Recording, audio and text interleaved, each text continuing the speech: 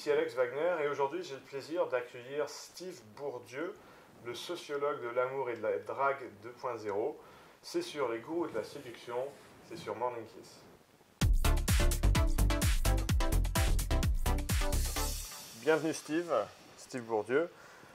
Tu édites un blog qui s'appelle le sociologue.com et pas n'importe quel blog puisque c'est le blog qui a gagné le Golden Blog Award en 2014. Et tu viens de publier un bouquin, un livre qui s'appelle L'art de la drague 2.0. Et ton blog, je devrais situer les choses, c'est un blog humoristique, avec un humour assez acéré, second degré, irrévérencieux, mais en même temps pertinent au sujet de la séduction. Je vais citer un exemple pour le spectateur. Un blog post que j'ai repéré, c'est comment réagir lorsque vous croyez avoir matché avec Megan Fox sur Tinder et que vous vous retrouvez face à un Fox terrier. Une question essentielle de la séduction. Non, mais c'est une question essentielle. Voilà, j'essaye de répondre à chaque fois à des problématiques bien identifiées des hommes, on va dire, de 18 à 77 ans, on peut dire, même si je pense que c'est pour tous les âges, même si je pense que la plupart on va dire que c'est plus les adolescents, jeunes adultes qui vont s'y reconnaître parce que c'est des thématiques assez contemporaines. Mais effectivement, j'essaye à chaque fois d'aborder des panels larges qui concernent la séduction, mais pas que. Il y a exactement ma ligne éditoriale, c'est la séduction, mais aussi d'autres thèmes de la vie contemporaine en fait. Bah ouais, j'ai vachement envie de te demander d'où vient cette démarche. Et avant ça, je vais citer un autre blog post à toi. Quelle attitude adopter lorsque vous croisez un avion de chasse au supermarché alors qu'un paquet de PQ trône sur votre caddie? Voilà, autre question majeure à notre existence, donc, comment réagir? On est sur des problèmes importants de la séduction. Enfin, disons qu'elles peuvent être plus importantes qu'on le pense parce que j'ai pas mal lu ton blog et tu abordes avec légèreté des situations comme ça qui sont un peu humoristiques mais qui cachent en réalité des situations qui peuvent être analogiques dans la vie de tout le monde. En fait, c'est exactement ça, dans le sens où je suis quelqu'un qui est extrêmement sensible en fait, aux situations de gêne qui peuvent apparaître en société. En fait. Et donc, toutes des choses qui paraissent futiles, mais que sur le moment, on est vraiment extrêmement gêné et on ne sait pas comment réagir. J'essaye à chaque fois d'aborder et décomposer en fait, le raisonnement qu'on fait et l'action qui s'ensuit dans des situations un petit peu gênantes comme celle-là. Parce qu'on est tous un peu soucieux de l'apparence qu'on voit en société et c'est ce genre de choses qui peuvent provoquer en fait, un dilemme par rapport à ça. Et je trouve ça assez drôle. Enfin, personnellement, j'aime bien m'imaginer des réactions un petit peu grandiloquentes par rapport à quelque chose qui est assez futile, comme le fait d'avoir un paquet de PQ sur ce. Mais ça me fait marrer d'imaginer un personnage qui va vraiment s'angoisser à cause de ça. Bah ouais, tu vas jusqu'à faire des infographiques assez détaillées pour ces situations que tu qualifies de futiles. Et je devrais dire que tu es quand même un sacré personnage parce que, au sens propre comme au sens figuré, parce que tu es quelqu'un de haut en couleur et en même temps tu es littéralement un personnage, parce que Steve Bourdieu, c'est pas ton vrai nom. Exactement. Alors d'où ça vient cette histoire, le sociologue, Steve Bourdieu, cette apparence graphique que tu endosses en tant que sociologue?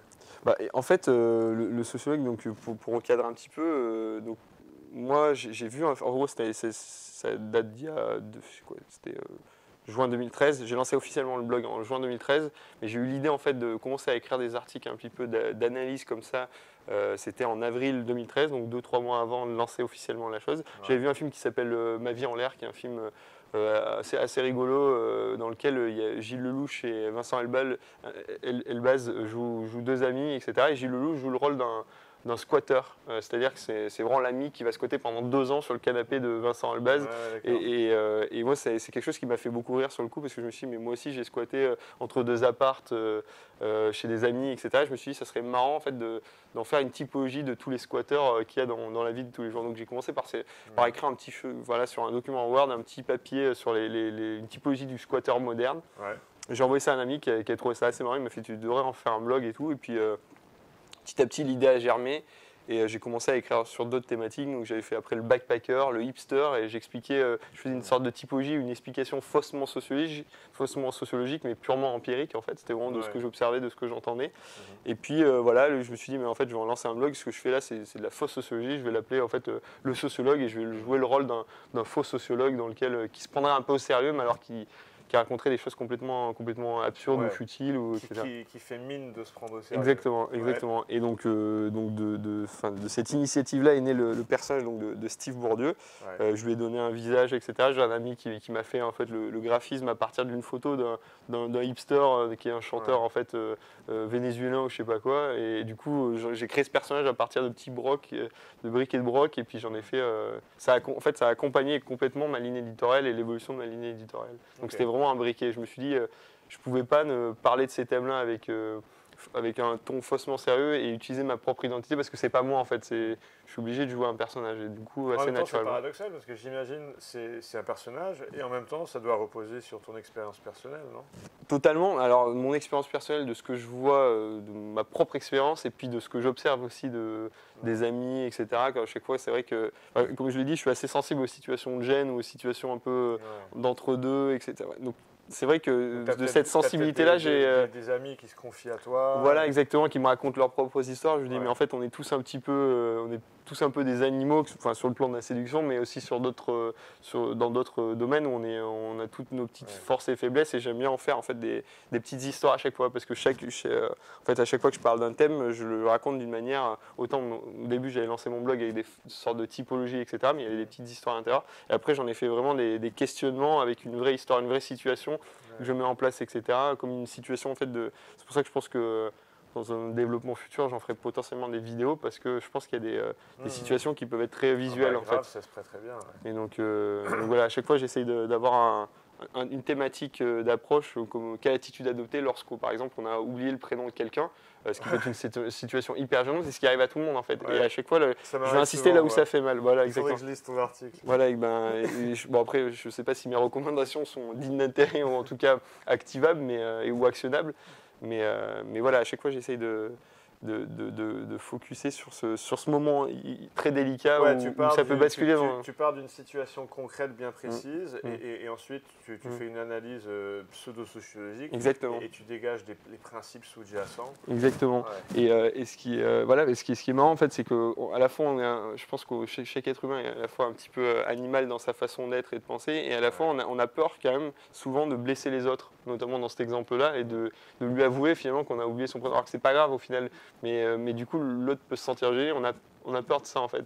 Et du coup, il y a des peurs en société qui créent des situations assez marrantes à décrypter en fait. Et c'est un peu ce que je fais du coup dans chacun de mes articles. Alors, comment il faudrait que je fasse la prochaine fois que ça m'arrive d'oublier le prénom de quelqu'un? C'est genre, ah salut toi, ça va? Ouais, en fait, il y a plusieurs techniques. Ça peut être de fuir en courant, non, ça peut être de fuir totalement. Non, la fuite totale. Mais en fait, ce qu'il y a, c'est que mes recommandations sont très peu actionnables, ou c'est surtout, en fait, j'essaie de trouver, parfois, il y a des choses qui sont assez rationnelles, etc. Parfois, c'est complètement absurde et ça va trop loin. Et justement, c'est ça qui crée le comique, c'est de dire le mec est prêt à faire ça pour éviter cette futilité de petites gênes, etc. Donc c'est là-dessus en fait que je crée un article qui à mon sens, moi personnellement, j'écris parce que j'aime bien. J'écris pas pour faire. À la base, j'écris quand même pour faire. À la base, j'écrivais pour faire marrer mes potes, donc c'était vraiment un cercle. Et je me suis rendu compte que c'était des leviers comiques qui pouvaient plaire à d'autres mondes, et finalement, ça s'est développé comme ça. Mais c'est vrai qu'à la base, moi, j'ai écrit parce que ça me fait personnellement rire d'imaginer un personnage qui va être dans cette situation-là. Effectivement, ça cartonne. J'ai vu ta fanpage Facebook, tu as 25 000, je crois, fans. Ouais, la fréquentation de ton blog, ça donne quoi? En fait, ça évolue. Parce que là, c'est vrai que ces derniers temps, j'ai eu pas mal de projets différents, donc j'ai eu tendance à un peu moins publier en termes de rythme. Mais en gros, un rythme de publication où je publie un article par mois, je fais 100 000 pages vues dans le mois, donc ce qui est pour un article tous les 3 semaines, un mois. Ce qui est bien, c'est qu'en fait la viralité d'Internet m'aide parce que je suis très mauvais en SEO, etc. Mais c'est vraiment que les gens le partagent et c'est ça qui permet de faire du trafic. Ouais, donc c'est essentiellement du bouche à oreille, du voilà, partage, c'est exactement ça. Et puis maintenant, avec ma page Facebook, le fait d'avoir grossi. C'est énorme pour un truc que tu as démarré il y a seulement 2 ans. Ouais, et bah, que ça tu ferait. fais à temps partiel, parce Mm. que c'est pas ta profession. Non, ouais, j'ai un métier à côté, mais c'est vrai que du coup, ça empiète forcément un petit peu parce que ça me prend du temps Et t'es pas d'écrire tenté ces articles. de faire ça full-time? Étant donné que je n'ai pas vraiment de source de revenus à côté avec le Ah oui, sociologue, je ne monétise pas le sociologue, donc je ne mets pas de pub dessus. ouais, il faut dire que À ton, part, ton voilà, bouquin, L'art de la drague 2.0, il coûte 3 euros. Voilà, il va falloir que j'en vende Donc 1 il va million pour falloir vraiment cartonner à mort. mais exactement. Mais non, mais du coup, finalement, même là-dessus, je le monétise, oui, parce que ouais, je vais te payer en droit d'auteur, mais c'est quelque chose de. En fait, c'est plus de la notoriété. Moi, j'aspire en fait à finalement faire derrière des projets de réalisation, peut-être vidéo, des choses ou d'écriture un petit peu sur de la série, du film, etc. Donc, on va dire.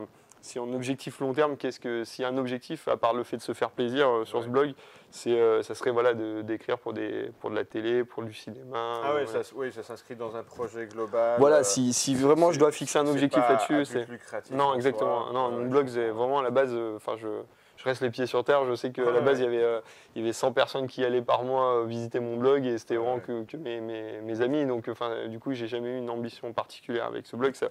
Ça s'est développé, voilà, il y a des choses qui se sont passées qui ont fait que ça a grossi, donc je suis très content. Mais après, encore une fois, c'est pas du tout une finalité. Je comprends.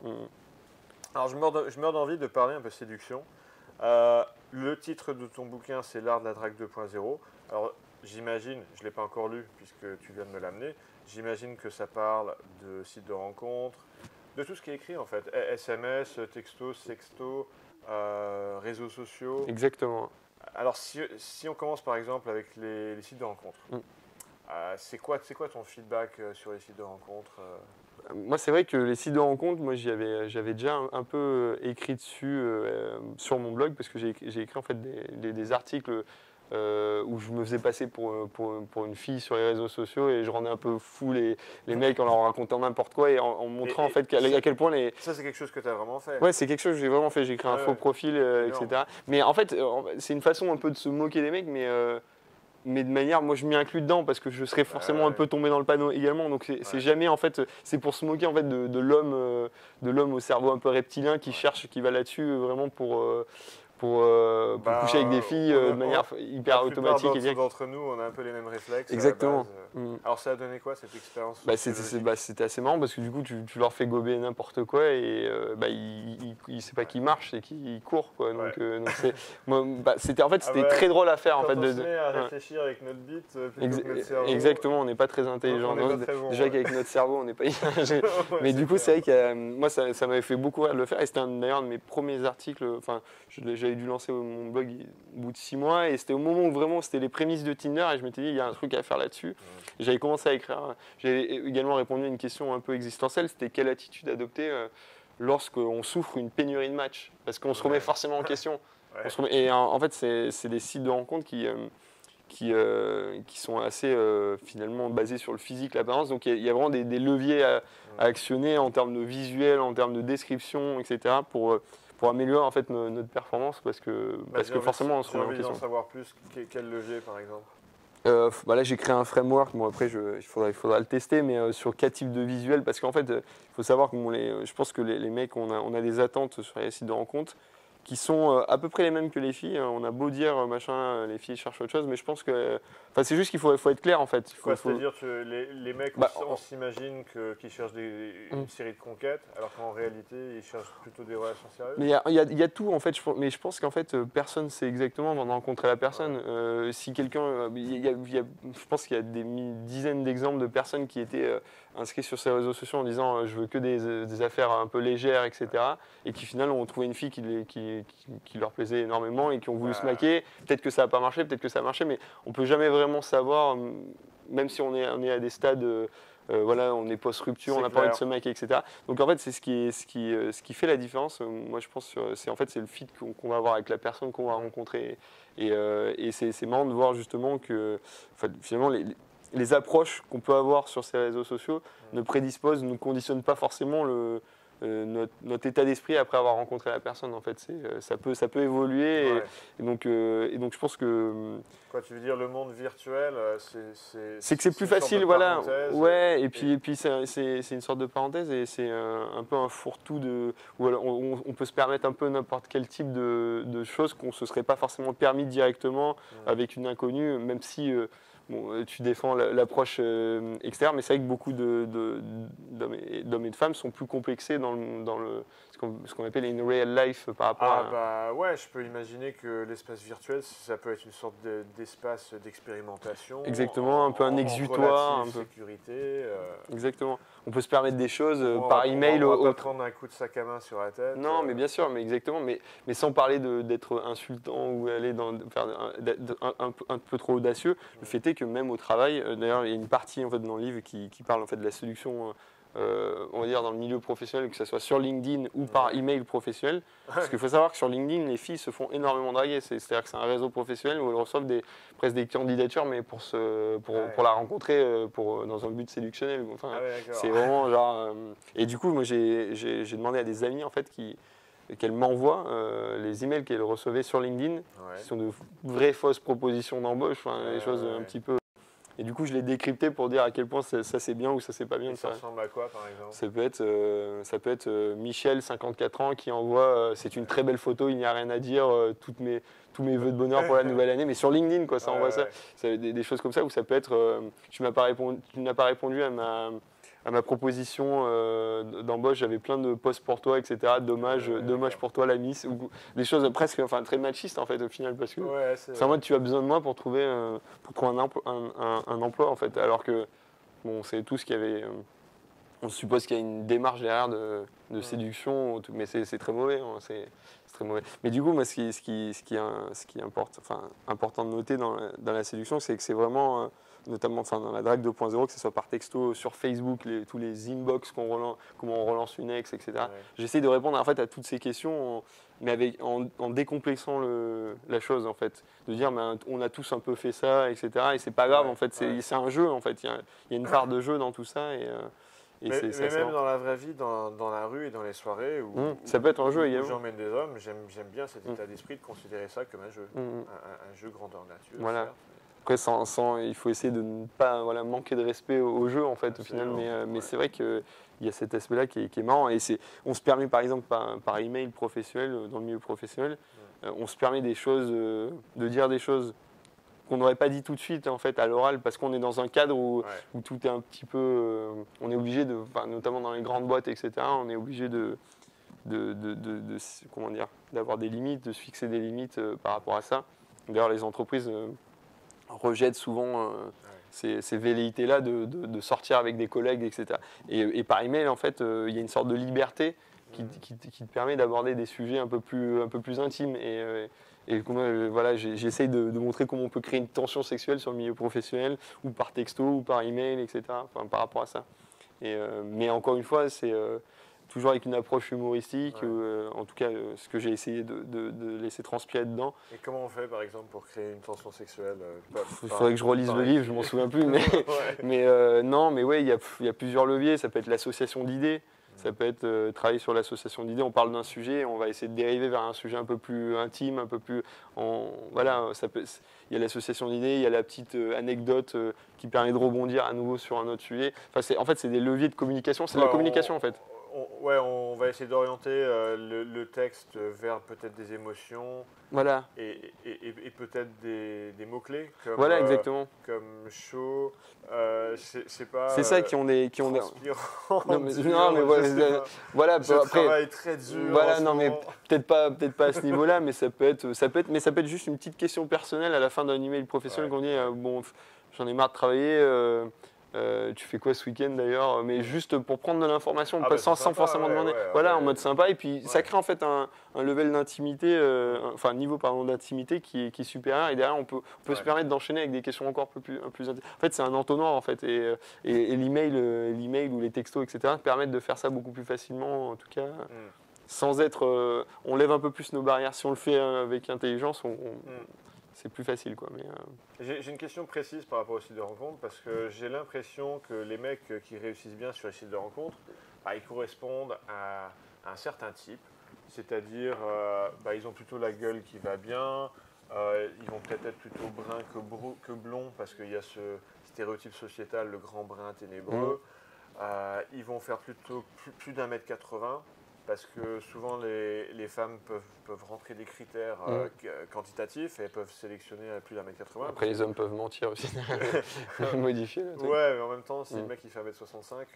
Oui, derrière aussi, la rencontre. C'est vrai qu'il y a un peu un art du mensonge sur les sites de rencontres. Ouais, il y a un art du mensonge ou c'est de la communication. Donc en fait, c'est du marketing de soi-même. En fait, c'est exactement, c'est mettre en avant ses atouts. Donc on va mettre ses passions. On va parler des choses qui nous animent. Mais je pense que sur les réseaux sociaux, il faut d'abord, en fait, il faut créer l'envie. Il faut savoir créer l'envie par du marketing, mais aussi par l'omission. En fait, donc il faut jamais tout révéler directement, etc. Donc moi même si je suis pas du tout un coach en séduction. Voilà, une teasing exactement. Et je crois que j'emploie cette formulation dans les livre, un teasing permanent de soi-même pour chaque fois que ce soit la personne en face de vous un peu de mystère, un peu d'intrigue, un peu d'anticipation. Exactement. Mais en fait, c'est un art. En fait, c'est comme maîtriser un entretien d'embauche. En fait, c'est un peu ça. C'est à chaque fois un teasing permanent de soi-même. Il faut pas tout révéler, il faut pas tout mettre sur le tapis parce que. Tu sais, sur le terrain, physiquement, par exemple, quand je suis en rendez-vous avec une nana, je vais faire un teasing, même physique. C'est-à-dire, je vais commencer à lui toucher doucement le bras. Après, ça va monter un peu plus loin. Mais après, je vais faire un pas en arrière. Tu vois, donc elle va pas savoir où ça va. Il y a de l'anticipation. C'est un peu le même principe, mais retranscrit à l'écrit. Voilà, et ce qu'il y a, c'est que c'est moins intrusif, donc c'est plus efficace généralement parce que le fait d'être un peu intrusif comme ça on va dire dans le vrai monde, on peut être face à une barrière directement. Il peut avoir une sorte de réaction un peu épidermique de la personne. Sur les sites de rencontres aussi, non ? Sur les sites de rencontres aussi. Si s'y prend mal, il est. Ah oui, bien sûr, bien sûr. La femme va arrêter de répondre.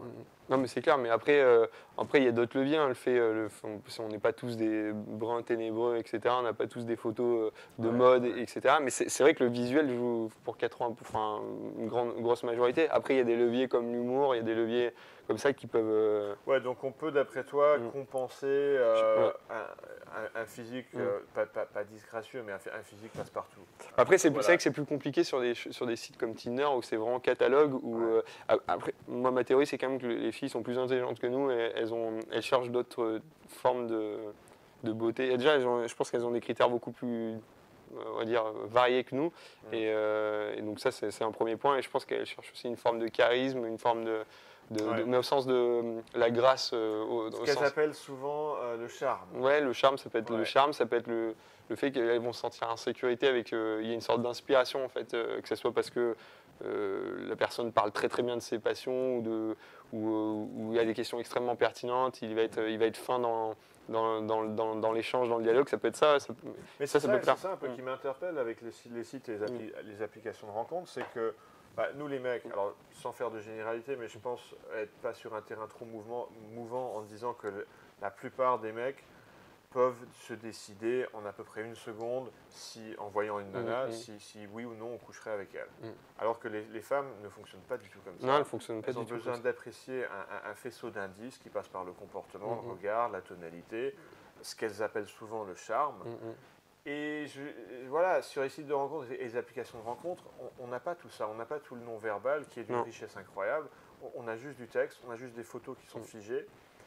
Et donc, je ne sais pas ce que tu en penses, mais pour moi, c'est une source de déception derrière, parce qu'on s'emballe à la vue d'une photo, à la vue d'un texte bien tourné qui fait rigoler, et derrière, de visu, le feeling n'est pas là. Il n'est pas là. Parce que tout ce qui passe par le non-verbal, une fois que ça arrive, on s'aperçoit que finalement, on s'est emballé pour rien. Je pense qu'en fait, il y a un enjeu, c'est d'arriver très vite à voir la personne dans la vraie vie. En fait, faut pas. À partir du moment où il y a une conversation qui s'éternise, on peut être sûr qu'on va avoir une sorte de déception dans la vraie vie, parce qu'on a déjà cassé ce petit truc mythique qui est de la découverte de l'autre, en fait. C'est pour ça qu'il faut dire, écoute. Presque, ça pourrait être 3 textos et écoute, tu m'as l'air hyper. J'ai envie de te rencontrer. Voilà, je sais pas, tu m'as donné l'air d'être une fille adorable ou je sais pas quoi. Et voilà, à mon avis, c'est ça. Après, il y en a beaucoup qui utilisent aussi ces réseaux sociaux, presque pas pour trouver des potes, mais pour avoir du contact, en fait, pour être. c'est assez marrant aussi de découvrir une personne par. Bah, chacun peut avoir une recherche différente. Voilà, une mystère. Ouais. Alors, celui qui effectivement cherche une sorte de relation épistolaire, un peu comme il y avait au XVIIIe siècle, Bah, oui, pourquoi pas, mais il faut savoir ce qu'il en est. Quoi. Moi, j'ai des exemples d'amis qui me racontaient qu'en fait, il n'avait jamais rencontré la fille, mais en gros, ils avaient changé comme ça pendant des jours ou des semaines. Ouais. Et c'est juste, c'était marrant en fait de le faire. Ouais. Mais presque après, ça devient. Parce que du coup, ça crée un mystère aussi par rapport à l'autre personne. Mais ça peut être déceptif si tu la rencontres dans la vraie vie. Si c'est vu comme un jeu en soi, voilà, il faut. Voilà. Faut savoir ce qu'il en est. Mais effectivement. Bah après, encore une fois, je ne suis pas un expert ni un pro. Moi, ce que je fais, c'est que j'écris avec. Parce que j'ai testé ces applications et j'ai un retour d'expérience aussi de ce que j'entends, de ce que j'en ai vu. Et c'était juste. Moi, j'aime bien en parler pour décomplexer en fait la chose et en parler avec décalage et humour. Et c'est juste que. En fait, finalement, la séduction, c'est beaucoup de communication aussi. Et c'est pour ça que j'ai pu écrire là-dessus parce que. Je connais les codes de langage, voilà, c'est un des premiers chapitres que je fais. La séduction, c'est ça. Hein. Voilà, c'est ça, c'est de la communication pour moi. Et, si tu es expert en communication, de facto, tu es expert en séduction. Potentiellement, oui, effectivement, les politiciens, c'est de la séduction. Ouais, bien sûr, la séduction, c'est un sujet large. Je veux dire, on s'est rencontrés dans la conférence ESCP Europe. C'est-à-dire c'est une école de commerce, on était là pour parler de séduction, parce que la séduction c'est un sujet qui est très large. Qui concerne également les entreprises. Mais par exemple, les codes de communication, j'en parle au tout début du livre, parce qu'en fait du coup je l'ai construit un peu comme une initiation. Donc je commence en fait avec le texto, et en quoi par exemple la ponctuation et les smileys qu'on utilise vont impacter en fait le message. Le message perçu par la personne. Alors, du coup, raconte-moi comment ça marcherait du coup. En fait, tout dépend le contexte, mais par exemple, je prends l'exemple pour la ponctuation, par exemple, je prends l'exemple de deux types de textos qu'on envoie en fait à deux stades de la séduction par 2.0. En fait, ça peut être j'ai envie de te voir ou je sais plus ce que j'ai dire ou t'es trop nul, genre quand on taquine un peu le texto un peu taquin et le texto. Et en fait, je fais une analyse un peu absurde, mais le fait d'utiliser tel type de ponctuation, etc., va complètement changer le type de message que vous allez avoir. Si vous allez être un peu plus vénère, vous allez être un peu plus drôle, vous allez être un peu plus taquin, etc. Et donc, et je fais une sorte de décryptage à chaque fois. Quoi, tu veux dire, c'est la différence entre dire t'es trop nul, point. Ouais, t'es trop nul, point d'exclamation, t'es trop nul, les petits sourcils espiègles, les deux, etc. Ceux-là, je les aime bien. Ouais. Et du coup voilà, j'analyse un peu ça de manière un peu absurde, mais en fait, c'est plus pour apporter un message, pour dire, parce que bien sûr, les exemples que je choisis sont assez simplistes. Mais je trouve ça intéressant parce que ça permet de combler un petit peu le vide de l'absence de non-verbal dont je parlais. Parce que, effectivement, quand tu marques juste t'es trop nul, ça peut être pris de plein de façons différentes. Et quand tu mets tes petits sourcils, ça remplace un peu le non-verbal qui accompagnerait ça. Exactement. Ouais. Mais je le mets du coup, je dis que je mets une citation de Hitch, expert en séduction, qui était un film que j'aimais bien parce que j'adore Will Smith, etc. Et qui mettait 90% de ce qu'on dit ne sort pas de notre bouche. Et pour pallier en fait à ça par texto ou 2.0, on est obligé de mettre un peu d'émotion dans ce qu'on dit et ça passe soit par les smileys, soit par la ponctuation. En fait, c'est une sorte de. C'est vrai qu'avec tous les smileys d'aide qu'on a aujourd'hui, ça aide un peu. Voilà, exactement. Par rapport au début des téléphones portables, c'était quoi en l'an 2000 où il n'y avait pas tout ça. Exactement. Mais donc voilà. À ce sujet, un petit conseil sur les smileys. C'est un conseil un peu de base, mais le conseil que je donne toujours là-dessus, c'est de pas mettre plus de smileys que la femme avec qui on est en train de communiquer. Parce que voilà, ça montre qu'on s'emballe un peu trop. Alors je parle du début de la rencontre. Je ne suis pas en train de dire que quand on est en couple derrière, on ne peut pas s'emballer. Bien sûr, on peut s'emballer. Mais dans les prémices initiales d'une rencontre, il ne faut peut-être pas mettre plus de smiley que la femme. Et puis même, il ne faut pas écrire plus non plus. Voilà, ce genre pareil. Il ne faut jamais enchaîner 4-5 textos sans avoir de réponse. Enfin, c'est des petits. En fait, parce qu'en fait, je pense que la séduction, et je le vois par rapport à ma maigre expérience, etc., et de ce que je vois, c'est toujours un peu un rapport de force au départ. En fait. Et le fait est que si on donne trop, on se met en position de faiblesse et vice-versa. Donc si on ne donne pas assez, on se met en position de force, mais du coup, ça peut frustrer la personne. Donc c'est à chaque fois un équilibre à trouver. et qui passe par un dosage au niveau des textos, au niveau de ce qu'on envoie, de ce qu'on donne aussi en vrai. Et puis en fait, c'est bête, mais il faut mettre un peu en danger l'autre aussi pour qu'il s'accroche. C'est vraiment le fuis-moi, je te suis-moi, je te fuis. Et là, il y a un jeu qui est. Et c'est quand même mal foutu quand on y pense. On veut ce qu'on ne peut pas avoir. Et quelque chose qui est trop facile à obtenir, finalement, on ne veut pas. C'est quand même assez mal foutu quand on y pense. C'est un raisonnement assez humain, mais tels sont les êtres humains, effectivement. Bah oui, parce que si on fait une petite mini-analyse sociologique, ce que ça sous-communique à la personne d'être ultra dispo, d'être rapidement emballé, de revenir 4 fois à la charge sans avoir de réponse, c'est qu'on n'a pas d'autre choix, c'est que personne d'autre veut de nous. Et comme on est des animaux sociaux et qu'on a envie de jauger, on jauge la réaction qu'on doit avoir vis-à-vis de la réaction que les autres ont, bah, si on devine que cette personne qu'on a en face de nous, elle attire pas les autres, que les autres n'ont pas envie de cette personne, bah, nous, par réaction sociétale, on n'aura pas non plus envie de cette personne. Ouais, mais c'est la recherche de l'être alpha, en fait. Et donc, on va tendance à chercher la personne qui va nous correspondre le plus, mais aussi celle qui va finalement, au sens du charisme, ça marche particulièrement au niveau des filles, ont besoin en fait, de sentiments de puissance en fait, chez l'autre. Et c'est vrai que s'il se met en position de faiblesse directement, ben, on ne peut pas dire biologiquement, ben, c'est pas bon en fait. Et j'aimerais faire une distinction là-dessus parce que je ne voudrais pas qu'on s'y méprenne, c'est-à-dire cette recherche de l'homme alpha. Il n'y a pas besoin pour être un homme attirant d'être une espèce de gorille, tu vois le stéréotype poilu du torse. Ouais, le mec qui fait non, bien sûr, non, c'est pas du tout ça.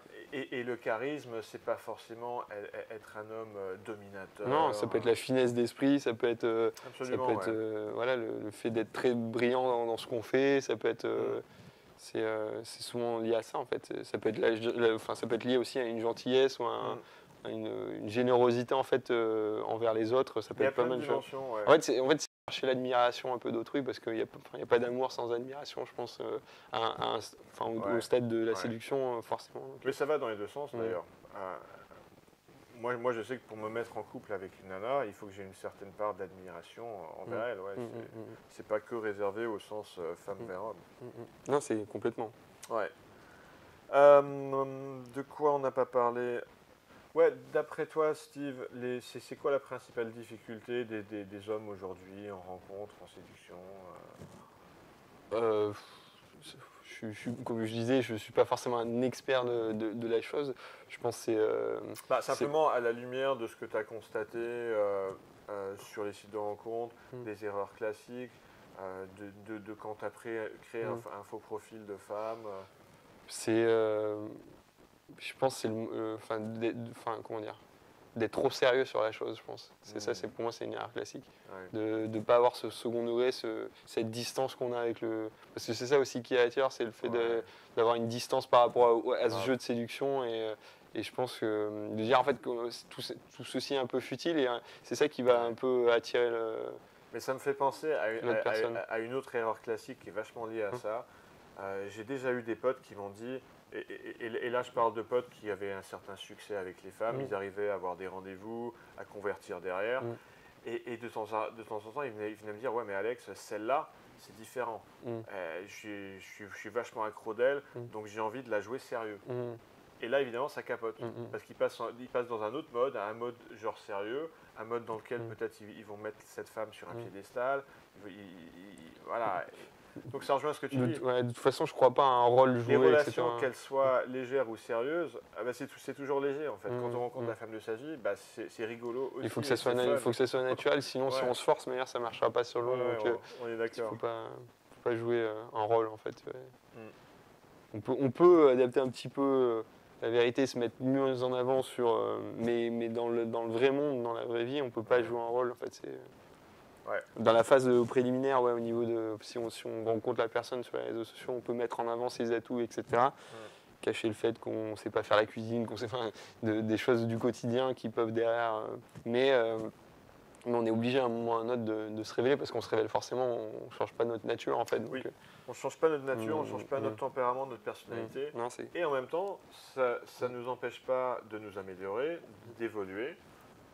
Complètement. Parce que souvent on entend, c'est un peu un cliché, mais le conseil de beaucoup de femmes, quand on les interroge là-dessus, c'est qu'est-ce qu'il faut faire pour être bon séducteur, et elles vont répondre souvent, pas toujours, mais souvent, il suffit d'être soi-même. Mm. Et le problème avec ça, c'est être soi-même, si on ne sait pas comment faire, ça sert à rien. Et ce dictat d'être soi-même, ça empêche quelque part l'évolution, la remise en question. Donc oui, je suis d'accord avec toi de rester naturel, et ça n'empêche pas d'évoluer, d'apprendre. Non, c'est clair. Les boîtes de nuit, j'ai vu que tu avais posté un truc là-dessus. Oui, j'ai écrit plusieurs fois sur les boîtes de nuit. Tu as fait des expériences sociologiques dessus? Non, mais c'est vrai que le boîte de nuit, c'est un milieu qui est marrant dans le sens où, pareil, en fait, moi j'aime bien les milieux où, enfin, on dirait les environnements, parce que milieu, c'est pas hyper précis, mais un environnement dans lequel l'apparence va jouer un rôle assez important, que ce soit donc dans le domaine de la séduction sur les réseaux sociaux, enfin sur les sites de rencontres, que ce soit en boîte de nuit, etc. Parce qu'en boîte de nuit, pareil, on connaît pas la personne en fait, donc l'apparence, que ça soit, mais c'est pas forcément l'apparence physique, ça va être ce qu'on va dégager, comment on s'est habillé, comment on va danser, etc. Notre comportement, est-ce qu'on va prendre un verre ou alors on va poser des grosses bouteilles en boîte, enfin, non mais c'est bête, mais ça joue en fait, c'est un truc qui joue. Moi, ça me faisait assez Est-ce que pour toi, c'est attirant pour une femme, ce mec qui va poser les grosses bouteilles dans le carré VIP? Oui, il y a certainement des filles qui vont être attirées par ça parce que ça témoigne d'une puissance économique hors du commun. mais non, mais forcément, il y a forcément des personnes qui vont être attirées par ça, mais enfin, encore une fois, c'est... Ce que j'ai constaté, parce que j'ai eu pas mal de potes par le passé qui effectivement posaient des grosses bouteilles, ça donne l'apparence que ça intéresse vachement les nanas, parce que les nanas vont être autour comme des abeilles autour du miel. Ouais, pas toutes, il y en a qui trouvent ça ridicule. Pas toutes, mais il y en a certainement qui vont être certainement. autour. Pas toutes, c'est clair. Et ce que je constate, c'est que finalement, bien souvent, ça ne va pas plus loin. C'est-à-dire que c'est souvent une sorte de façade. Bien sûr que ça peut intéresser une femme parce que il y a de l'ambiance. Bien sûr aussi, c'est la pas fête, pas pour des... je veux dire, voilà, je peux comprendre. Et d'un autre côté, je pense pas que ça donne viscéralement envie sexuellement à une femme d'être genre prise par ce mec, juste parce qu'il a des grosses bouteilles. C'est ça la distinction que je voudrais faire. Ouais, peut-être, je sais pas, je me suis jamais posé cette question.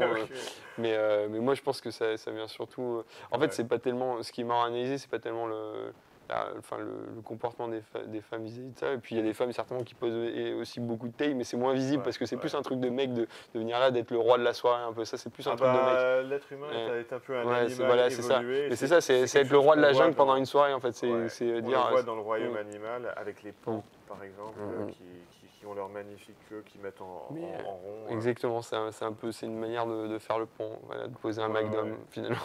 Ou d'acheter un cabriolet rouge et de rouler en ville doucement avec la hi-fi à fond. C'est ça. Mais exactement. Mais encore une fois, c'est un truc qui est vendu parce que du coup, j'avais écrit un article qui s'appelait Théorie sociologique de la séduction en boîte de nuit où je fais une sorte de modèle économique qui vient un peu montrer pourquoi c'est difficile quand même de séduire en boîte de nuit parce que c'est censé être un lieu, etc. Mais c'est quand même compliqué. Et parce qu'il y a plein de barrières, il y a plein de choses qui peuvent se passer. Ah oui, je trouve aussi. Etc. Et j'avais écrit un autre article bien avant, qui est un de mes articles qui a été le plus lu, c'était stratégie marketing des nightclubs parisiens. C'était comment les boîtes de nuit parisiennes, quel type de visuel ils nous vendaient pour... Je me souviens de cet article. Attends, c'était pas entre les soirées White Cocotte exactement. Et une autre soirée. C'était chez Régine. C'était à l'époque où ils mettaient des liens sponsorisés en fait sur des photos sponsorisées sur Facebook avec des très belles filles, des beaux mecs, etc. Photos noires et blancs hyper léchées pour montrer qu'on passait des super soirées dans ces lieux. Et du coup, moi, j'analysais en fait les codes marketing de chacune de ces visuels de manière un peu absurde, en me mettant dans la place, à la place du mec qui avait dit on va prendre des photos comme ça, on va les mettre sur Facebook pour que les gens aient envie de venir. Et du coup, je faisais une sorte de décryptage. C'est un article c'est mon article, je crois, en tout cas sur le sociologue, parce que j'ai écrit aussi pour Combini et pour Golden Moustache, qui sont d'autres sites. Il avait bien marché cet article. Ouais, cet article l'article a le mieux marché sur ma plateforme à moi. C'est peut-être pour ça que c'était le seul article que je connaissais avant de te rencontrer l'autre jour à l'ESCP. Et tu vas rigoler sur pourquoi je le connais, cet article, parce que j'ai un pote qui l'a fait tourner. c'est parce que l'organisateur des soirées en question, Ouais, White Cocotte, ils les avaient fait tourner. c'est un très bon pote à moi, Ouais. mais quand je dis très bon pote, c'est un vrai ami, c'est-à-dire on part en vacances ensemble. D'accord, ouais. Et tu vas rire, moi je suis un des mecs qui était dans ces photos noir et blanc. Et j'avais fait le décryptage ou pas? Ouais, bah, non, alors je sais pas si j'étais dans une photo. Dans une de photo ton que blog de post, mon. mais voilà, Ça dit. j'allais parfois aux soirées White Cocotte, j'étais pris en photo, j'étais souvent dans ces photos dont tu Bah voilà. parles. Je t'ai identifié comme Ouais, c'est un ça. poseur de taille. Ouais, Non, grave. mais je l'avais fait, ouais, je l'avais fait pour Régine et pour la White Cocotte, je me souviens. Mais ce qui est marrant, c'est que chez Régine, Ouais. d'ailleurs, si tu connais les organisateurs, tu pourrais leur dire. Chez Non, Régine, ils eux, je m'ont connais offert pas. une bouteille, hein, du coup. Ah, Après, bah, c'est cool.